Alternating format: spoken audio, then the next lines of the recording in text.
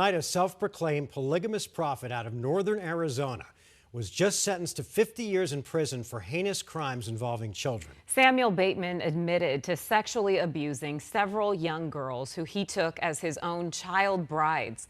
12 News journalist Chase Golightly was inside the courtroom when that sentence was given. And Chase, this is basically a life sentence for the 48-year-old. Green Mark, the judge even said today that Bateman should never have the opportunity to be free and is the worst kind of abuser. Now, the reason why he was only given that 50 years behind bars and not more is because he did take a plea deal in this case.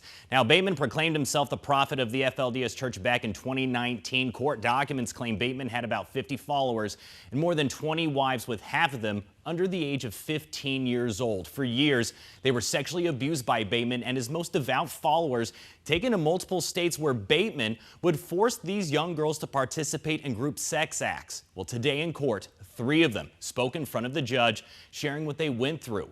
One of them said she was just 9 years old when the abuse started, stating her innocence was stolen. Another said she was just 14 years old when Bateman asked her to be his spiritual wife and abused her just weeks later. Now, these survivors then turned to Bateman, the man who had so much control over them for so long, and told him to his face that he no longer has power over them and hopes he feels the same pain that he caused them for so many years, asking the judge to give no compassion to Bateman and for him to receive the maximum sentence allowed. Now, after the sentence was handed down, we spoke with those inside the courtroom, including Tawny and Matt Browning, who have been following this case, what their thoughts were on the judge's decision. 50 years is not enough for 2 9-year-old victims, and that's just a small part. 9 years old, we have to protect our children. It is about the children. And the courtroom was packed, but what I didn't see inside were some of Bateman's followers. As you can see here, this is from a previous hearing. They've been to all the others before, but they were not there today to support him.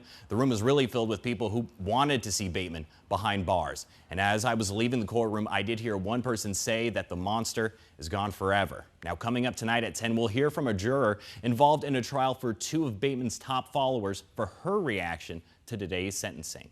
Live in the studio, Chase Golightly, 12 News. All right.